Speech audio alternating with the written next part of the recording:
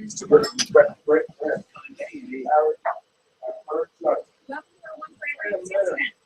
is amazing. Hashtag I think we realize. Yeah, we had 0% APR financing on a bunch of models. Hashtag sweet deals. Hashtag cha-ching. You made my day. Hashtag you rock. Hashtag I'm telling everybody. Hashtag. Right now, you can lease a new 2015 Toyota Corolla for just $159 a month. Or get 0% APR finance on the fun to drive Corolla. Thanks, Bennett. Hashtag I'm hashtag. Let's go places. Hi guys, welcome back. How's everybody doing? Mount Vernon Kid here. Surprised to see me. How are you? I hope not. Welcome to the corner. We are on what is this, episode 8. Apologize that there was no corner last week. Sorry about that. But we're here to talk about, for this, if you read the description below, you see what we're going to talk about. It's kind of about TNA this week.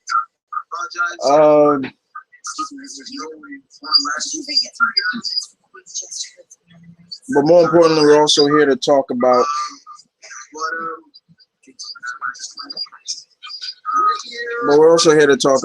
what's been going on Raw so far. So let's talk about what's been going on Raw.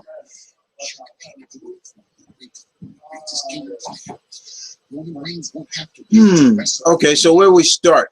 Since it's all building up to WrestleMania 31,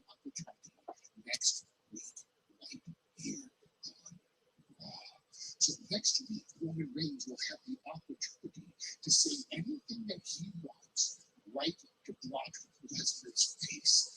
Times are coming in anticipation because Brock Lesnar will have a chance to say or do anything he deems inappropriate to Roman Reigns' face. Now, Roman Reigns may be to spend the week thinking about that. He can. So, finally, we're going to get some Brock Lesnar, right?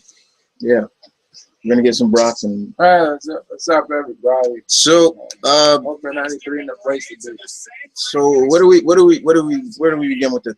Okay, well, first of all, Randy comes out, of course. Since we are in Seth Rollins, they're in his home state, and he wasn't too pleasing to his own state. Yeah. All right. Well, wait a minute. What am I? And then Orton comes out. Seth says he accepts Orton's challenge. However, on one condition, and I'm thinking, what, put Orton's career on the line or something like that? I was like, okay, but no, if you face me tonight, and I'm like,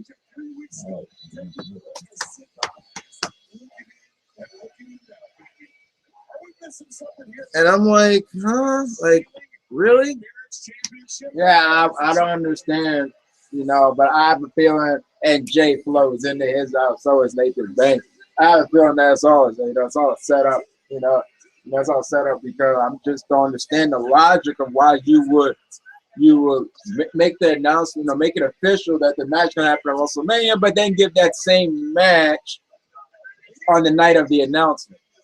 I don't understand that logic, but as what's been developing throughout the night, with disagreements between Rollins, Big Show, Kane, and now disagreements between Rollins and Jay Security, I'm getting the sense of the old NWO swerve from looking back on Nitro, where Nitro and the NWO were having disagreements at the first hour, and in the third hour, they would return and stomp out, and they'd be all back together, just like there's no beat going on, except for our troops. Right. So, Ambrose's music was pumping. It just ended. It ended now. It's But our yeah. truth. On about our truth. Show him some love. Okay. Show him some love. Show him some. What's he doing? Okay. So I think it's the old NWO swerve. I don't trust it for a second, people. And where in the hell did WWE get that person to play Yeah, freaking Rusev? I was going down what happened. Okay. But we got the match. We got a pretty decent women's match between AJ and that was Nikki, right? Yeah, that was Nikki.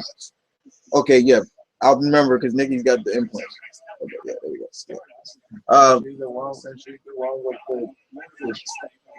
Yeah. It's behind his back. And also she's the one with the very vibrant skin. Oh yeah, because she tanned her skin. Yeah, and then she wears those leggings so that shines. Well, pretty good match. And ending was pretty okay. Finish, I should say. But then, of course, they did another like match to come, and it was about Cena and Rusev. Yeah, bro. A pretty good and wise and smart idea because, yeah, true to the words that Stephanie said, Rusev has to accept not Lana. Yes, he had to, that Cena had to change Rusev's mind, not Lana. And I was saying that so before this Raw came, and I was like, hopefully WWE actually brings this up. They actually touch on that. They actually acknowledge that. Yeah, wait a minute. That was not part of the stipulation. But yeah, when we get it, it comes from the mouth of some, I guess, supposed to be Russian, but he sure sounded like he was from Texas, from Texas. Sound a combination of Jewish, yeah, a Jewish, stereotypical Jewish lawyer, and a lot of others weirdo. He just didn't sound right, and it was. And even to the point that JBL and Booker T, Raz done, but to be quite, other than that, and Roman. I mean, you had the Roman Heyman thing, and you also, I guess, finally, looks like Mizdow has a justification for knocking the ever-living hell out of Miz. He got Skull Crunch finale. By Miz after Miz lost to Ryback again. And also Roman. Not what keep saying Roman. Rowan got squashed by Big Show again. It wasn't even a match. Other than that, nothing pretty much. Oh, and then you got they added more build to the tag team match. Once again, I just feel this is WWE. They like to have just cram everybody on the card, so they're gonna cram all the tag teams in this match because the New Day and Lost Match, they just came out of nowhere getting these victories. It's like there was no build, and they just get wins over the Usos, and I'm just feel okay. Why that's nice though, but you guys haven't really done anything with New Day, and now this looks like you just cramming them in there for we can have a 14 match, not like how with the Dudley Boys and Edge and Christian and Hardys, where all three of them had a lot of momentum, and so it made sense. Other than that, that's pretty much it for Raw. And that intense Roman Reigns. That's brought Roman Reigns. Once again saying I can't, and there's some people that just cannot feel anything for this match. And the big one, there's some people that just cannot feel anything for this match. More important, I think a lot of them just want that belt off Brock. One people want to keep it. They don't want Reigns with the belt. It's a pretty broken base. So it's double-edged then. It's two-sided. Because Brock might stay. You never know. There's still he might stay. We don't know what's going to be the status of Brock Lesnar. But it seems like now they're starting to play up of Brock, basically taking the belt hostage. He's taking it with him if he leaves. As I think they maybe should have done from the start. because it kind of makes Roman come across more and more as the hero. Because like, oh, you really want, no matter what you like Brock Lesnar, you really want him to take the WWE title? Wait, you don't want that. You don't want that. You don't want anything about it. You don't want anything. I don't want it. I don't think none of these fans want it. And we also got, a controversial interview with Brock Lesnar. Brock Lesnar being Brock Lesnar. But that's pretty much Raw. That's pretty much Raw. We got 3 topics. We got TNA with their current feuds. Okay. We also have TNA and that preview, and we also have designated heroes. Okay, so I guess let's start off with the whole TNA preview. You want to go with the negative? I gotta go with the positive. Get the negative out. Positive. What is 2 negatives? I'd rather go with the positive. What's the other negative? Designated heroes. That ain't good. Designated hero is bad. Really?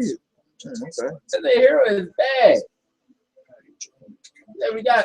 Let's start with the TNA feud. I really felt like talking about this because I was talking with my friends at school today about the TNA feuds and how, lately, I'm not gonna lie, TNA, especially last week's show had some strong promo work. When Magnus came back, cut a promo on Bram. Great stuff. Got me more into the feud. The one-on-one with EC3 and Spud was really good, especially when Spud put him in his place by telling him to shut up. And then Bobby Roode and Eric Young. Once again, so then rolls on this Impact, and this is kind of a prelude to the TNA preview, which was advertised to be the night where Kurt Angle and Bobby Lashley was supposed to have their match. Oh yeah, and the thing, when they advertised it, it came before Kurt even beat Bobby Roode and Eric Young. So that's a prelude to the TNA preview topic. Oh, but starting off with Bram and Magnus, which they thought they had their first match of their feud. Good to see. Good to see Mickey when she really put Bram in his place on the mic. On the mic. So we get to see Bram versus Magnus, and I had a feeling it was not going to end. It was going to end, in a decisive way. And be quite honest, I agree with. Wow, way to go! I agreed when Chris said that. To be quite honest, after what went on, Magnus being left for dead, and it was kind of really surprising that this match was a regular match. Yeah. It was a regular match. That should have been. That should have been more of a an old barred match or something, because it just. Oh, wait a minute. It just felt weird. I was like, so it's just a regular match. But I think they went with the regular match probably because if it was not a regular match, then they would have to account for a pre-successful finish. And be like, okay, Magnus lost. Okay, he tried. Bram, Dylan got his. So we get Bram getting himself disqualified with a blatant low blow, I believe. Yeah. And then, zip tied. Yeah, freaking zip tied. Mickey came out before the disqualification. Yeah. Talk about the ref. And then let's talk about the ref. Dave Hebner. Wow. Magnus is getting zip tied. This Dave Hebner is he's actually looking. Wait a minute. Before Magnus got zip tied, he was getting beaten down with a chair. And this Hebner, they say his back is turned and he's dealing with Mickey. He's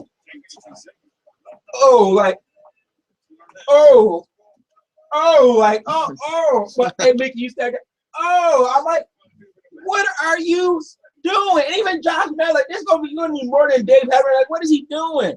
And then when the zip thing, finally when Magnus gets zip tied, he all of a sudden, hey, Bram, and he gets something like, what is wrong with you?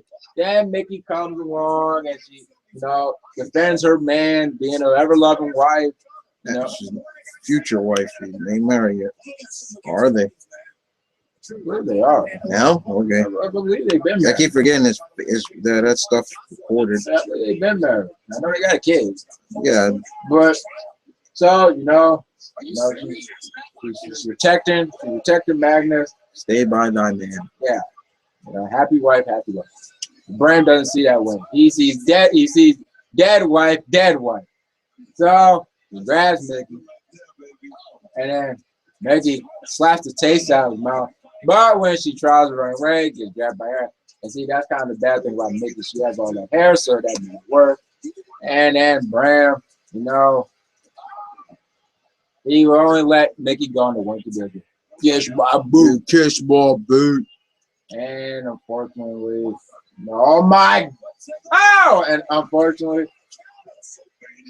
and unfortunately, Magnus, out of the concern of his wife, just Magnus. Bram loose.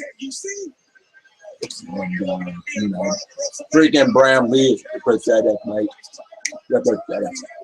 But still strong. I think still some strong. It says that big boot, strong stuff. It got me more. It got me more interested. Bam. It got me more interested in the future. So I know. So tempers are more clear, things are more blowing up. I dig it. I dig it with the Brits. Going at it like this. The whole thing now with Drew. And he's defending professional wrestling. All right, look. I don't mind that, but I knew right away. I was like, okay, get your WWE, Hey, Big Rick's here, bro. Get your WWE, shoot out real quick. This isn't sports entertainment.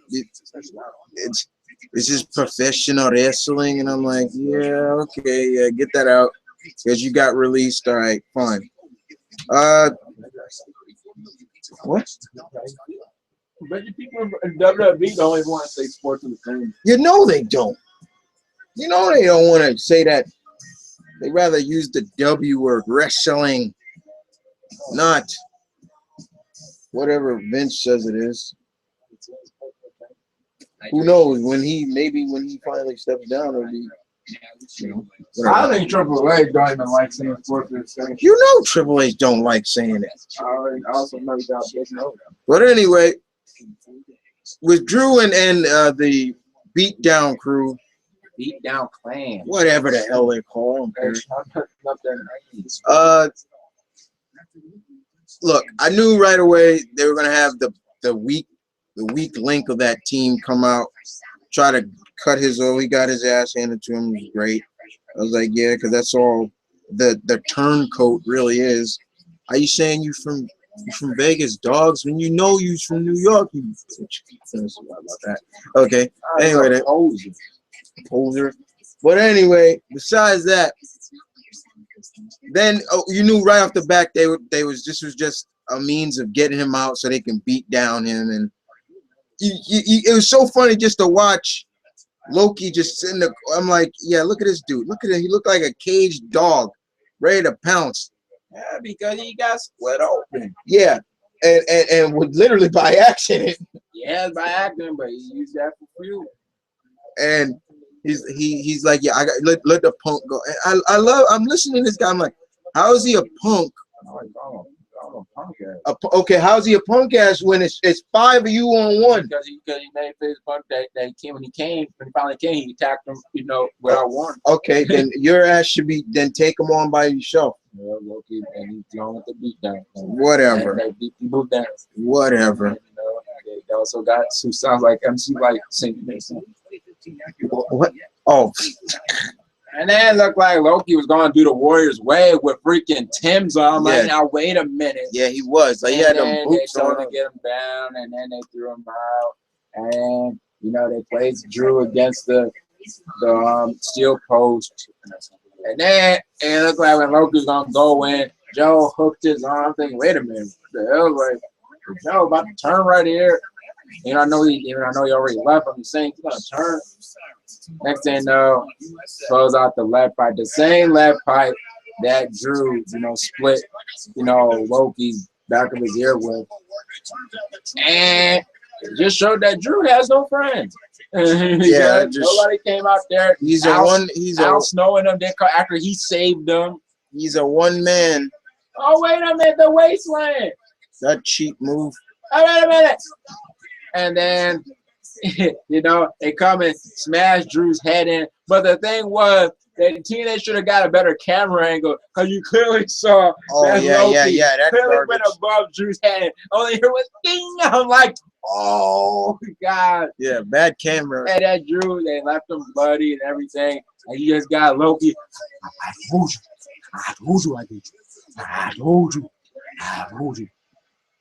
And then they cut a promo backstage. You got Joe on the camera and welcome to TNA. I'm sorry I had to get like that, bro. Because Joe coming to camera, he takes up the whole character. His head got so big. So when Joe gets in the camera, he's like taking up the whole. You're like, yo, man. It's like, yo, like that. It's like, get out of it. That's how. Oh, wait a minute. No. Yeah. So Drew finally, Drew finally took a beat down from the beatdown clan. No. Oh man. I don't think that this is far from being over. I don't. He's got to stop falling on his knees like that. Soon. Stop! And Ziggler has some time to stop that. Because I think I think we're gonna get that match between Drew and Loki. Definitely now, after what just happened. Oh, we're going to get maybe some hardcore, street fights. Oh my God! Hey, Drew, man! Hey, I just saw, man! Oh my God! Oh yeah! And this continues to make Barrett look weak.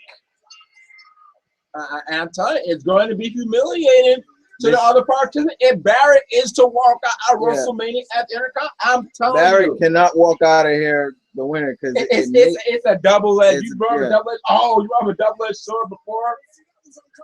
It's a double. Yo, look at that fan. Hashtag you're a turd. Yeah. Oh man.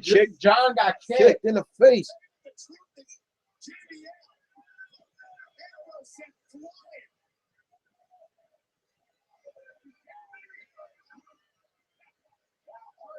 And oh dang it. Yeah, and that sign comes. Oh, that sign comes from the fact that at the end of SmackDown, probably one of the most weirdest endings in terms of promo-wise ever I've seen in wrestling. After winning a 6-man tag, both Ambrose and Ziggler got on the mic and both said that really, Brian comes across as a good guy to everybody. Really, he's a turd. Yeah. And I'm like, even Brian looked confused. But I'm like, where this come from? Truth just casually walk. And Truth comes back. Truth has had the least action throughout this whole build. Yeah. He's barely been in matches. He's never been in matches. So he's a freshman. Don't tell me somebody else is joining. Somebody probably that walking zombie. Yeah, there he is. They might as well make the IC title the hardcore belt. It's almost like the 24/7 clock. They're calling him Brody. They're calling him his real name. Oh, no! Too bad this wasn't just the Money in the Bank. Now, back to the feud. I think the next feud, the Rockstar Spud stuff was good. I want to save that for. Let's go with what. Let's go with what ended. I think I can safely say that Derek Young and Bobby Roode feud came to an end last week. Oh!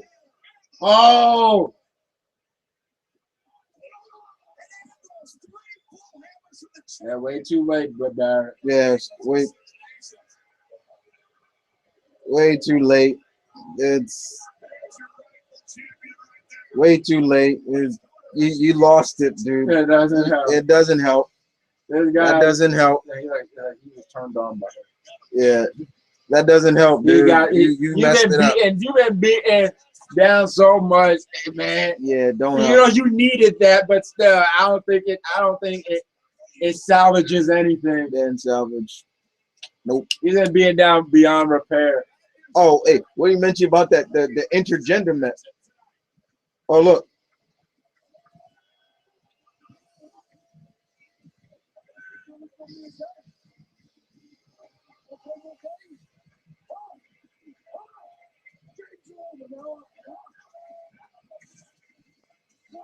Oh. How you not see that coming, Drew?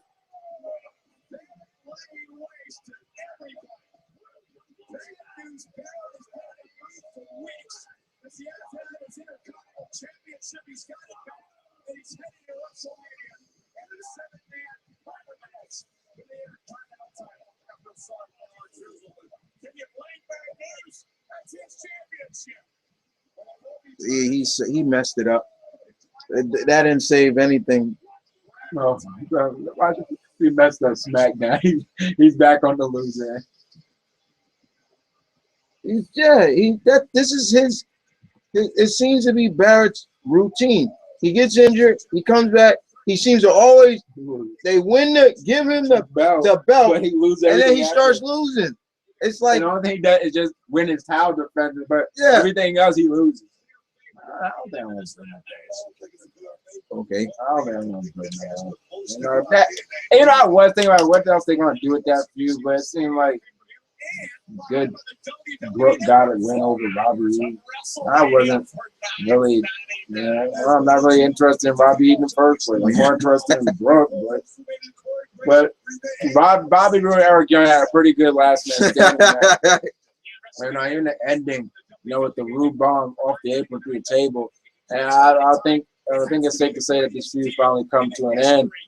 And then we get to what was the main event of that past Impact, which was Access Club versus EC3, which had there they go, which had a real big match feel, because of the crowd. Hair versus hair. I think it was the bloodiest hair versus hair match I've ever seen, because Spud got busted on by EC3's brace. I mean, Tyrus got involved in the beginning. An ogre. Yeah, he powerbombed, Spud, only to get Mike checked by Anderson.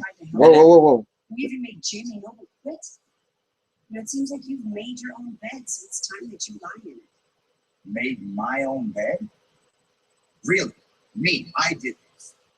But if it wasn't for you sending Hayne and Show home early last week rather than have them at ringside, we wouldn't even be in this situation.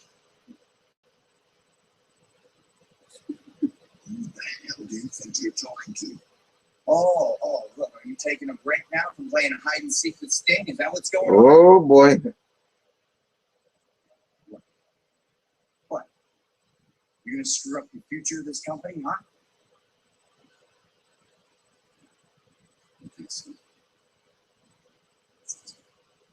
Dun, dun, dun. How about you take responsibility for your own actions?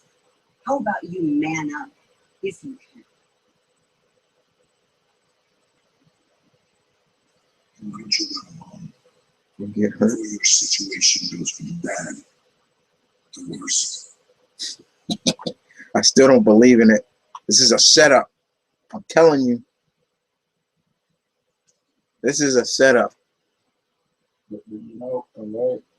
Stuff kind of got pumped. It was Stephanie that gave the order to finish it. Yeah. It was her order. This is a setup. I'm telling you. We got Jay Flo, who's coming up with the match names, an intergender species match. Yeah, because they trying to be like that. Also real. I guess it's not all that human. How is he not human? Because he's a guy with because he's small. And he's small. When they did with Hornswoggle, it was an intergender species. Yeah, Nathan Banks. So what do you guys think of the living legend Lars Briscoe as the way it's inducted into the Hall of Fame, I'm all for it. All for it. You know, The members of this year's Hall of Fame has been really good. Not even going to deny that. It's a real case of who's who. Mm-hmm. It's a real case of who's who. But that easy done. It's unfortunately Spud lost. But that match told a good story.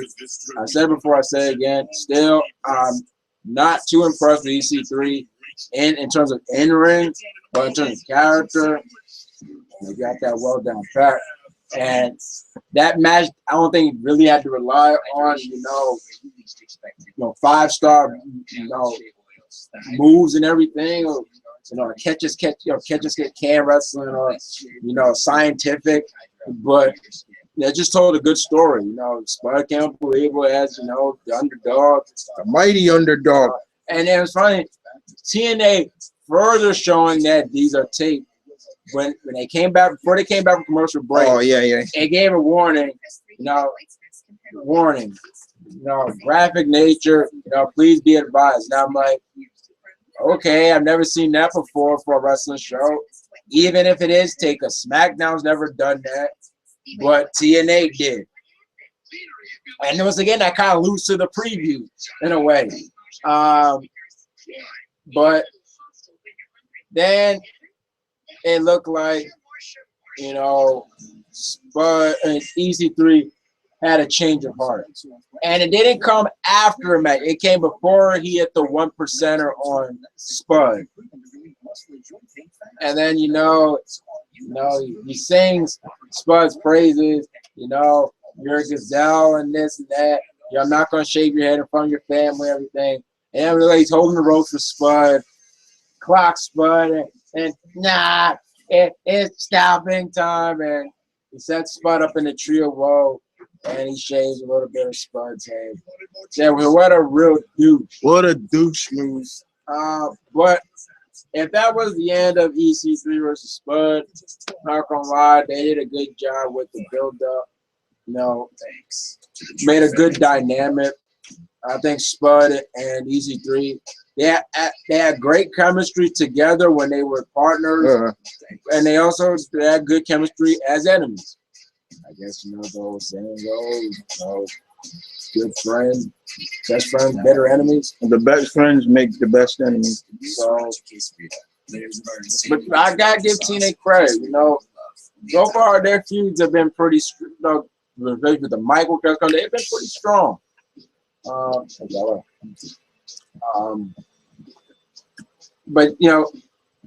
I've been alluding to all these TNA previews and stuff. Yeah, as I brought it before, TNA, I understand that TNA, these things are taped way beforehand.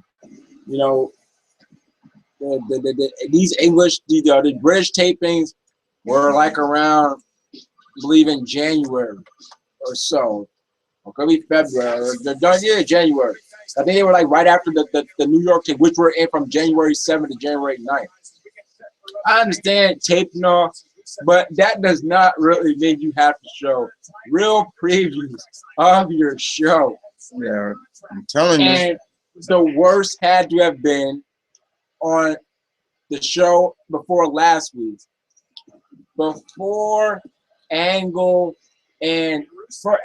won his triple threat match against Bobby Roode and Eric Young on March 20th. It's the match you all been waiting for. Kurt Angle versus my my God. I got what I want. Go ass. Your ass. They go always trying to talk south. Yeah. No. Hey, always getting startled by that. John's always getting scared by the flag. Yeah. But I mean, TNA, they are really exposing that they are taped. I mean, it's one thing when a regular sitcom does it, because that's how it rolls. On the next so and so, on the next so and so. But TNA, they actually like they can at least mention what's going to be, but they actually show sometimes the best thing. They actually spoil the.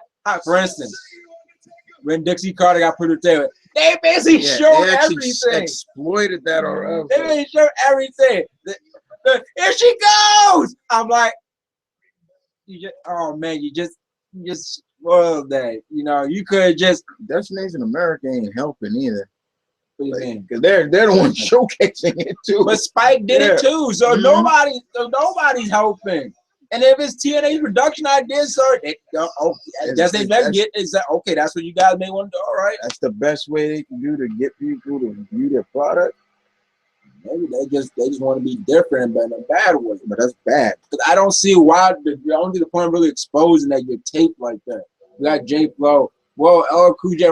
Yeah, they showed this before. I'm like, is this alluding to LL? Is this implying that he's going to be at Mania or he's just, doing an advertising for it? Because LL has the experience of hosting stuff. For the past years, he's been the host of the Grammys.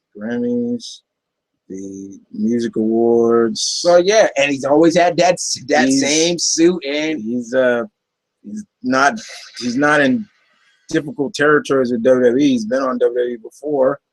Right. He was on WWE when they were promoting Rollerball. Yeah. And but Rebecca remains famous. Mm-hmm. So, but that takes care of the feud. The feuds. And now, I mean, we've mentioned plenty of times. I think there was times when we were with Gabi, we kind of mentioned these instances. There's this term that I found on TV trope. I've seen it before, but TV tropes kind of give some terms where you can remember them. It's called designated hero. There's even something called designated villain, which means is for a designated hero, this person is maybe appointed as the hero, but they do not act like a hero at any point. You're like, how is this person the hero? And when it's a designated villain, it's the case of this person's appointed the villain, but they haven't done really anything to be the villain. In fact, they're the ones with the most sympathy. I know, that could be Bray Wyatt's species. Everyone's asking for what? Is it agony? Fear. Last year, we saw a broken street and a broken, empty soul. And now you're afraid to show your face. You know that in that moment, the eyes of the entire world were open. Shame and envy. It's such a tragedy, really, what happened to you. The destiny taken. Destiny almost brought me dear. Destiny. It's all your fault. Your fate is sealed. WrestleMania will be all that your final resting place. But it will also be my coronation. Go bring up Abigail again. Mighty Undertaker, take my place, my rightful place among the gods. The Undertaker is watcher in the darkness. But after WrestleMania, no one is safe.